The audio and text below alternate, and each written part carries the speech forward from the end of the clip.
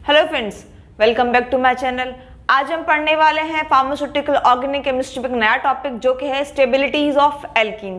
So let's start the video.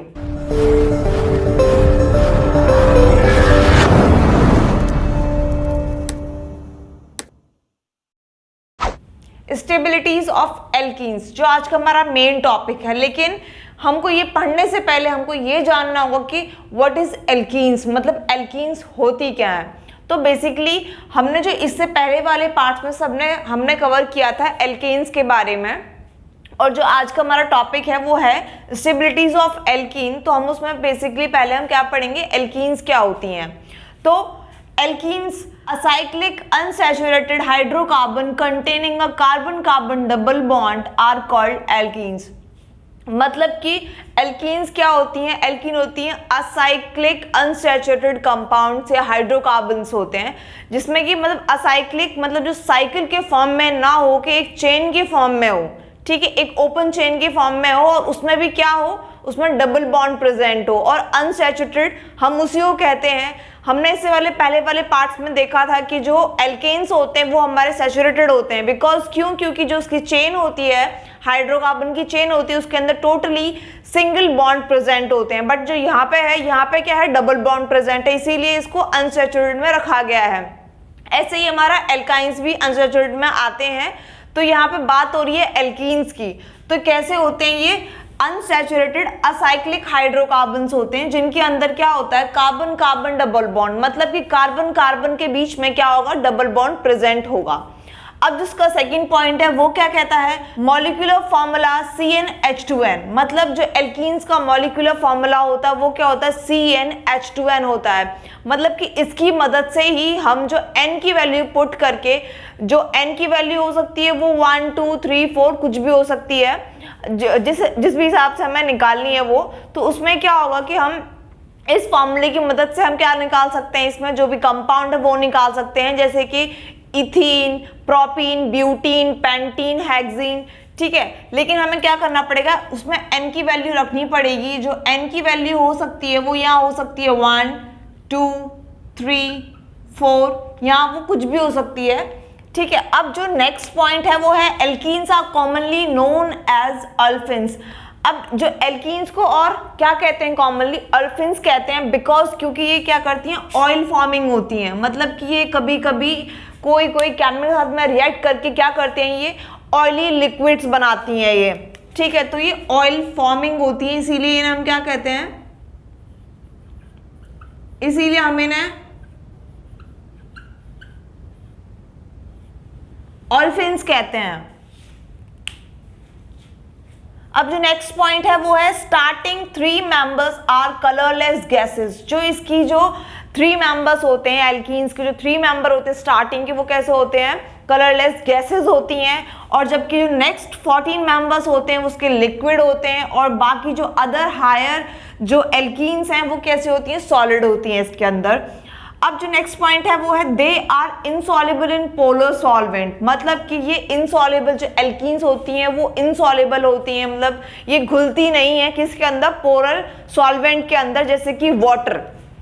तो जो polar solvent है वो है यहाँ वाटर। तो वाटर के अंदर क्या होती है, ये इनसॉल्युबल होती हैं, but soluble in non polar solvent. But जो सॉल्युबल मतलब ये घुलनशील होती हैं किसके अंदर, जो नॉन पोलर सॉल्वेंट के अंदर, जैसे कि हमारा बेंजीन हो गया, क्लोरोफॉर्म हो गया, ठीक है, ये सब इनमें ये घुलनशील होता है। अब जो इसके एग्जाम्पल है हम देख सकते हैं, इथीन का एग्जाम्पल होता है CH2 डबल बॉन्ड CH2, जहाँ पे ये डबल बॉन्ड आ रहा है, it means it shows alkene group, है ना। ऐसे ही ब्यूटीन है, ब्यूटीन क्या है, CH2CH CH2 CH3। तो यानी कि मिथ इथ प्रोप ब्यूट, तो यानी कि 4 कार्बन है इसलिए ब्यूट हो गया। लेकिन जो अगर यहाँ डबल बॉन्ड आ गया, मतलब यहाँ पे क्या शो हो गया, ये ईन वाला, मतलब कि ईन वाला पार्ट शो हो गया, मतलब कि क्या हो गया, ये अनसैचुरेटेड पार्ट शो हो गया। इसका मतलब है जब 4 कार्बन है और डबल बॉन्ड है, ईन आएगा, तो इसका जो नाम होगा वो होगा ब्यूटीन, ठीक है। अब जो हमारा मेन टॉपिक है आज का वो है स्टेबिलिटीज ऑफ एल्कीन, मतलब किस किस बेसिस पे जो है स्टेबिलिटीज हम एल्कीन्स को देखते हैं। तो बेसिकली यहाँ 4 हैं, on the basis of conjugation, and second है on the basis of alpha hydrogen और सब्स्टिट्यूएंट्स, एंड थर्ड है on the basis of orientation, and fourth one is on the basis of energy. हम इनके basis पे इसको देखेंगे। So first है हमारी कॉन्जुगेटेड एल्कीन्स। कॉन्जुगेटेड एल्कीन्स क्या होती हैं? Alkenes having a alternative double bond mean shows resonance. मतलब कि कंजुगेटेड एल्कीन्स वो एल्कीन्स होती हैं जिनके अंदर क्या होता है? अल्टरनेटिव डबल बॉन्ड होता है, मतलब कि single double single double single. और जो ऐसे कंपाउंड्स होते हैं वो बेसिकली क्या करते हैं? वो रेजोनेंस शो करते हैं, क्योंकि इसमें पाई इलेक्ट्रॉन का डीलोकलाइजेशन होता है। तो बेसिकली यहाँ पे क्या है कि ये रेजोनेंस शो करती है, मतलब यहाँ पे एक सिंगल है, फिर डबल है, सिंगल है, डबल है, सिंगल है। तो क्या होता है कि ये रेजोनेंस शो करने की वजह से स्टेबल होती हैं, ठीक है, कॉन्जुगेटेड फॉर्म में होती हैं। ऐसा नहीं है कि रेगुलर इंटरवल ऑफ टाइम पे क्या हो, डबल डबल डबल या सिंगल सिंगल सिंगल, ऐसा इसमें नहीं होता है। एंड सेकंड है हमारा इसमें आइसोलेटेड एल्कीन्स। आइसोलेटेड एल्कीन्स क्या होती हैं? When the double bond are separated from each other by 2 और मोर सिंगल बॉन्ड। मतलब इसमें क्या होता है? जो डबल बॉन्ड होगा कहीं ना कहीं सेपरेटेड होगा, किससे? एक या 2 या 3, कितने भी इसमें सिंगल बॉन्ड आ सकते हैं। ऐसा नहीं है, हमने इसमें देखा था पहले वाले में कि अल्टरनेट था, मतलब अगर एक सिंगल है तो दूसरा डबल होगा, देन सिंगल होगा, देन डबल होगा। लेकिन इसमें ऐसा नहीं है, इसमें जो एक जो डबल बॉन्ड है वो 2 या 2 से ज़्यादा सिंगल बॉन्ड से भी क्या कर सकता है? इसको डिफर कर सकता है। जैसे कि यहाँ पे एक डबल बॉन्ड है, फिर देखिए आप 2 सिंगल बॉन्ड आ गए, फिर एक डबल आ गया, फिर 2 सिंगल बॉन्ड आ गए, और क्या पता 3 सिंगल बॉन्ड आ सकते हैं। तो ऐसा नहीं है, तो इसी को कहते हैं हम आइसोलेटेड एल्कीन्स। अब जो थर्ड है वो है हमारा क्यूमुलेटिव एल्कीन्स। अब क्यूमुलेटिव एल्कीन्स क्या होते हैं? व्हेन कंटिन्यू डबल बॉन्ड अकर, मतलब कि जिसमें कंटिन्यूसली डबल बॉन्ड आता रहे, सिंगल बॉन्ड ना आए, तो वो होते हैं हमारे क्यूमुलेटिव एल्कीन्स। अब जो इनकी स्टेबिलिटी है, हमने यहाँ देखा कॉन्जुगेशन के आधार पर, उसमें भी हमने 3 देखे। 3 में क्या था पहले में कि यहाँ रेजोनेंस शो कर रहा था, यहाँ पे क्या था कि यहाँ पे डबल बॉन्ड था, और डबल बॉन्ड किससे डिफर हो रहा था? 1 या 2 या 3, कितने भी सिंगल बॉन्ड से डिफर हो रहा था। यहाँ पे क्या था? रेगुलर इंटरवल ऑफ टाइम पे रेगुलरली क्या हो रहा था? डबल बॉन्ड आ रहा था। तो जाहिर सी बात है जो रेजोनेंस शो करेगा कहीं ना कहीं, क्योंकि यहाँ पे क्या हो रहा है? पाई इलेक्ट्रॉन का डीलोकलाइजेशन होता है, इसीलिए ये रेजोनेंस शो करता है। और जो कंपाउंड रेजोनेंस शो करता है वो तो ज़्यादा स्टेबल होता है। तो बेसिकली यहाँ पे क्या है? कंजुगेटेड एल्कीन्स होती हैं वो ज़्यादा स्टेबल होती हैं किसके मुकाबले? आइसोलेटेड के। क्यों? क्योंकि यहाँ पे भी कहीं ना कहीं क्या हो रहा है? सिंगल डबल का इन्वॉल्वमेंट है। लेकिन यहाँ पे क्या है? यहाँ पे सिंगल का नाम ही नहीं है, इसीलिए क्या होता है? ये सबसे लेस स्टेबल होती है। कौन सी? Cumulative alkenes. सो जिस इनकी तीनों की स्टेबिलिटी, अगर हम उनको यहाँ पे अगर हम उनको देखें तो क्या होगा? Conjugated alkenes are more stable than isolated alkenes, and isolated alkenes are more stable than cumulative alkenes है। सो ये हमारा फिनिश होता है फर्स्ट वाला पार्ट। अब जो सेकेंड वाला पार्ट है on the basis of alpha hydrogen. Alpha hydrogen और सब्स्टिट्यूएंट के आधार पर। अल्फा हाइड्रोजन क्या होते हैं? अल्फा हाइड्रोजन में बता दूं आपको क्या होते हैं। जो भी कोई भी ग्रुप है, मतलब किसी भी फंक्शनल ग्रुप है किसी भी कंपाउंड के, तो उस फंक्शनल ग्रुप से जो भी कार्बन अटैच होगा वही क्या, वो जितने भी हाइड्रोजन कैरी करेगा। मतलब कि जो कोई भी फंक्शनल ग्रुप है उससे जो कार्बन अटैच होगा और उस कार्बन से जितने भी हाइड्रोजन वहां पे अटैच होंगे वही क्या होंगे? वो सारे होंगे हमारे अल्फा हाइड्रोजन कहलाएंगे। जैसे कि हमें पता है कि यहाँ पे क्या है? यहाँ पे कहीं ना कहीं ये वाला जो पार्ट है ये हमारा फंक्शनल ग्रुप की तरह एक्ट कर रहा है, ये फंक्शनल ग्रुप है। अब हमें पता है कि ये वाला कार्बन है इस फंक्शनल ग्रुप से अटैच है, और ये जो हाइड्रोजन है 3 हाइड्रोजन, और यहाँ भी 3 हाइड्रोजन कहीं ना कहीं इस कार्बन से अटैच है। तो क्या होगा यहाँ पे ये अल्फा हाइड्रोजन, ये अल्फा हाइड्रोजन, तो यहाँ पे कितने हैं? यहाँ 3, यहाँ 3, मतलब कि यहाँ पे 6 अल्फा हाइड्रोजन है। यहाँ 6 अल्फा हाइड्रोजन हो गए। यहाँ पे क्या है? यहाँ पे कहीं ना कहीं ये वाला फंक्शनल ग्रुप है, ये वाला फंक्शनल ग्रुप है। बिकॉज क्योंकि यहाँ डबल बॉन्ड आ रहा है इसीलिए। तो ये वाला हो जाएगा अल्फा हाइड्रोजन। यहाँ पे 3 है अल्फा हाइड्रोजन, यहाँ कितने हैं? 3 अल्फा हाइड्रोजन है हमारे यहाँ पे। और यहाँ पे एक भी अल्फा हाइड्रोजन नहीं है, मतलब कि ये पूरा फंक्शनल ग्रुप है, लेकिन यहाँ से कोई भी क्या है? CH3 ग्रुप, एल्काइल ग्रुप कोई भी अटैच नहीं है। तो क्या होगा यहाँ पे? 0 अल्फा हाइड्रोजन। तो हमें जानते हैं कि जितना हमने क्या लिखा है यहाँ पे, stability of alkenes are directly proportional to number of alpha hydrogen, मतलब उतनी ज्यादा स्टेबल एल्कीन होगी जिसके पास सबसे ज्यादा अल्फा हाइड्रोजन होंगे। तो बेसिकली यहाँ पे 6 इसके पास है, 3 इसके पास है और इसके पास एक भी नहीं है। तो जाहिर सी बात है first is more stable then second and second is more stable then third. ठीक है, हमारा एक कंप्लीट होता है।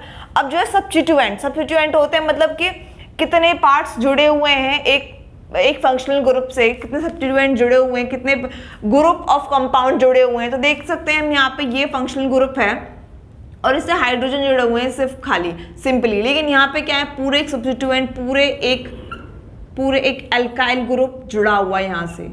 तो क्या पे इसमें क्या होगा 1 2 3 और यहाँ पे सिर्फ हाइड्रोजन जुड़े हैं। तो जाहिर सी बात है सब्स्टिट्यूएंट ज्यादा इसके पास जुड़े हुए हैं, तो क्या होगा, ज्यादा स्टेबल हमारा ये होगा।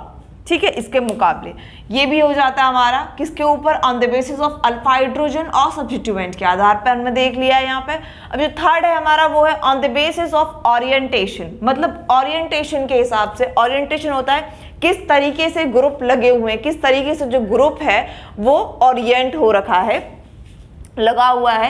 इन this trans form of isomer is stable than cis form of isomer. Basically जो ट्रांसफॉर्म ऑफ सिस फॉर्म क्या होती है मैं आपको बता देती हूँ।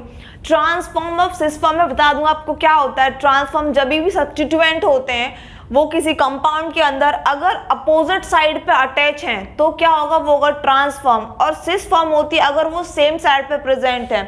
मैं आपको इसका एग्जांपल यही बता देती हूँ, ठीक है, इसको आप लोग लिख लीजिएगा पहले ही, यहीं पे मैं आपको इसका एग्जांपल दे देती हूँ। किसका, ओरिएंटेशन वाले का है ये। जैसे मान लीजिए ये कोई हमारा कंपाउंड है,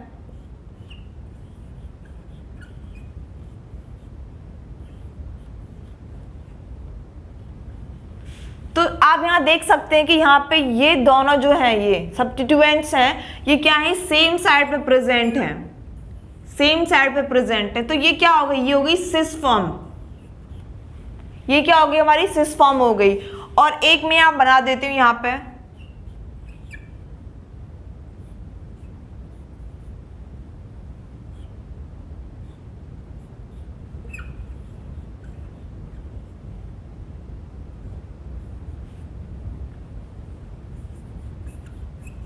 और यहाँ पे क्या है, यहाँ पे जो सब्स्टिट्यूएंट्स हमारे ये यहाँ पे अपोजिट साइड में प्रेजेंट हैं। ये कहाँ प्रेजेंट है, अपोजिट साइड में प्रेजेंट है, इसीलिए कैसे होगी, ये होगी ट्रांसफॉर्म, ये होगी हमारी ट्रांसफॉर्म, ये होगी सिस फॉर्म। सिस फॉर्म मतलब कि जब भी क्या हो, सब्स्टिट्यूएंट का जो हो हमारा कंपाउंड के अंदर वो क्या हो, सेम साइड पे प्रेजेंट हो, तो हम उसे कहते हैं सिस फॉर्म, और जब अपोजिट पे प्रेजेंट हो उसे कहते हैं ट्रांसफॉर्म। अब यहाँ स्टेबिलिटी क्या होती है, in this trans form of isomer is stable than cis form of isomer. मतलब इसमें जो ट्रांसफॉर्म होती है वो ज्यादा स्टेबल होती है किसके मुकाबले, सिस के मुकाबले। क्यों होती है ऐसी, बिकॉज देख सकते हैं यहाँ पे कि जो ये सब्स्टिट्यूएंट हैं ये दोनों एक साइड पे प्रेजेंट, तो कहीं ना कहीं एक ये बल्की ग्रुप होगा, और बल्की ग्रुप होने की वजह से इनमें क्या होगा, आपस में जब एक साइड पे प्रेजेंट रहेंगे तो कहीं ना कहीं इनमें एक तरह से हिंड्रेंस आएगी, मतलब एक तरह से स्ट्रक्चरल हिंड्रेंस आएगी रिएक्शन के टाइम पे इसमें। लेकिन इसमें क्या है, इसमें दूर दूर प्रेजेंट है, मतलब इसमें कोई भी हिंड्रेंस नहीं होगी, स्टेरिक हिंड्रेंस जिसे हम कहते हैं, स्टेरिक हिंड्रेंस नहीं होगी इसमें। तो क्या होगा, ये ज्यादा स्टेबल होगा क्योंकि दूर दूर है, इनमें कोई टकराव की कोई भी गुंजाइश नहीं रहेगी। तो क्या होगा, इनमें जो स्टेरिक हिंड्रेंस है वो नहीं आएगा, जबकि इसमें ज्यादा आता है, इसमें नहीं आता, क्योंकि ये जो बल्की ग्रुप्स हैं ये अपोजिट साइड में प्रेजेंट है, न इसको इससे कोई मतलब है ना इसको इससे कोई मतलब है। और ये क्या है, ये आपस में ही क्या है, बड़े बड़े एक ग्रुप हैं जो कि क्या है, एक ही साइड पे प्रेजेंट हो गए, तो कहीं ना कहीं इनमें क्या होगा, टकराव की गुंजाइश रहती है। इसीलिए क्या होता है, जो ट्रांसफॉर्म होती है वो ज्यादा स्टेबल होती है सिस के मुकाबले। अब जो हमारा ये थर्ड था ये भी कंप्लीट हो गया on the basis of orientation. Fourth है हमारा on the basis of energy. Energy के आधार पे कैसे हम इसको बता सकते हैं स्टेबिलिटी ऑफ एल्कीन को, the molecule which have a higher energy is less stable. मतलब कि ऐसा मॉलिक्यूल जो जिसकी एनर्जी जो होगी वो हायर होगी वो कैसा होगा, लेस स्टेबल होगा। And which have a lower energy, और जिस कंपाउंड की एनर्जी लो होगी उसको ज़्यादा स्टेबल होगा। और जो एनर्जी को हम आइडेंटिफाई करते हैं, मतलब एनर्जी जो हम निकालते हैं वो हम निकालते हैं किसके बेसिस पे, हीट ऑफ हाइड्रोजनेशन के बेस पे। मतलब जो भी हीट निकली है किसके द्वारा, हाइड्रोजनेशन के द्वारा। अब हाइड्रोजनेशन क्या होता है, कहीं ना कहीं इसमें एडिशन हो रहा होगा किसका, हाइड्रोजन का, हाइड्रोजनेशन। जैसे कि ये एल्कीन है, एल्कीन जब रिएक्ट करेगी साथ में किसके, हाइड्रोजन गैस के साथ में रिएक्ट करेगी in the presence of PT, in the presence of palladium and platinum और निकेल, तो क्या होता है, ऑब्वियसली बात है कि उसका क्या होता है, रिडक्शन होता है और कहीं ना कहीं एडिशन ऑफ हाइड्रोजन हो जाता है in the presence of heat. फिर क्या होगा, यहाँ से ये बॉन्ड टूटेगा, या बॉन्ड टूटने के बाद में क्या होगा कि जो एक जो हाइड्रोजन है ये कहीं ना कहीं जाके इस पर, ये हाइड्रोजन फ्री, ये इसका बॉन्ड टूटने के बाद में ये वाला बॉन्ड इसके यहाँ चला जाएगा और ये वाला बॉन्ड यहाँ चला जाएगा। तो क्या होगा कि यहाँ पे जो हाइड्रोजन है ये यहाँ पे अटैच हो जाएगा और एज अ हीट निकल जाएगा। ये हीट का साइन होता है, हमारा जो ट्राइंगल है ये हीट का साइन होता है। तो इसी के बेसिस पे हम बताते हैं इसकी स्टेबिलिटी कैसी है। सो फ्रेंड्स, जो आज हमने पढ़ा वो हमने पढ़ा स्टेबिलिटीज ऑफ एल्कीन्स, उसमें हमने 4 पढ़ लिए हैं और एल्कीन्स के बारे में भी हमने पढ़ लिया कि एल्कीन्स क्या होती हैं और कैसे कैसे कंपाउंड्स होते हैं हम इनके अंदर। तो जिसके बाद जो नेक्स्ट टॉपिक है वो है हमारा इसमें हाइब्रिडाइजेशन ऑफ एल्कीन्स के बारे में है। सो फ्रेंड्स, अगर आपको ये वीडियो पसंद आया है तो प्लीज़ आप इसे अपनी बुक में नोट डाउन कर लें या इसका स्क्रीनशॉट ले सकते हैं आप इसका प्रॉपरली। यहाँ पे मैं इसका स्क्रीनशॉट आपको लास्ट में वीडियो के भी अप्लाई करवा दूंगी, ठीक है। सो फ्रेंड्स, आज के लिए बस इतना ही। अगर आपको ये वीडियो पसंद आया तो प्लीज़ आप इसे लाइक करो, शेयर करो, कमेंट करो, सब्सक्राइब करो, which is NC pharma studies. Thank you.